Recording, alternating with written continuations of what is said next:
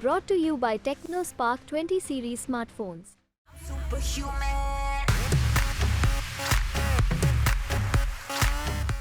लोकसभा चुनाव के अब 2 ही चरण बाकी हैं। उसके बाद ये साफ हो जाएगा कि देश में किसकी नई सरकार बनेगी या फिर यही सरकार तीसरी बार वापसी करेगी। 7 में से 5 चरण का मतदान हो चुका है। इस बीच राजस्थान के फलौदी सट्टा बाजार से चौंकाने वाला अपडेट सामने आया है। नमस्कार, मैं हूं कीर्ति और आप देख रहे हैं न्यूज तक। इकोनॉमिक टाइम्स की रिपोर्ट के मुताबिक देश की सभी 543 सीटों को लेकर फलौदी सट्टा बाजार ने अपने आंकड़े बताए हैं। इस अनुमान के मुताबिक इस लोकसभा चुनाव में बीजेपी को कुल मिलाकर 280 से 290 सीटें मिल सकती हैं, जबकि कांग्रेस 70 से 85 सीटें जीत सकती है। बीजेपी के गठबंधन एनडीए को कुल मिलाकर 335 से 340 सीटें जीतने का अनुमान है। सट्टा बाजार का यह भी दावा है कि आखिरी चरण में मतदान प्रतिशत बढ़ने से बीजेपी की सीटों की संख्या 30-35 सीटों तक बढ़ सकती है। वहीं अगर बात लोकसभा सीटों के मामले में देश के सबसे बड़े राज्य यूपी की करें तो प्रदेश में इस बार कम मतदान प्रतिशत देखा गया।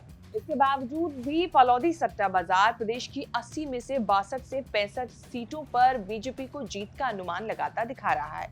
वैसे आपको बता दें कि बीजेपी का लक्ष्य यूपी की सभी सीटों पर जीत हासिल करने का है। हफ्ते भर के अंदर सट्टा बाजार का अनुमान पलटता हुआ नजर आ रहा है। 13 मई को आए अनुमान में बीजेपी को 300 सीटें जीतने की बात कही गई थी। वहीं कांग्रेस को केवल 40 से 42 सीटें जीतने का अनुमान लगाया गया था। ये अनुमान पार्टी को 2019 के चुनावों में मिले 62 सीटों से भी कम था। बाकी की सीटों पर अन्य दलों की जीत का अनुमान था। हालांकि एक हफ्ते के बाद सट्टा बाजार का अनुमान बदल गया है। अब बीजेपी 300 से नीचे आ गई है, वहीं कांग्रेस का आंकड़ा 70 से 85 सीटों तक पहुंच गया है। चुनाव हो या मैच हो या मौसम, इन सभी पर फलौदी सट्टा बाजार की सटीक भविष्यवाणियों का इतिहास रहा है। फलौदी सट्टा बाजार में सट्टेबाजी की दरें, उम्मीदवार की जीत या हार की संभावना, उनकी सार्वजनिक छवि, चुनावी रैलियों में देखे गए समर्थन, पार्टी की स्थिति और जाति आधारित समर्थन से प्रभावित होती है। सट्टा बाजार की मौजूदा दरें 5 चरणों के मतदान के बाद के हिसाब किताब को दिखा रही है। चुनाव की अभी 2 और चरण बाकी हैं।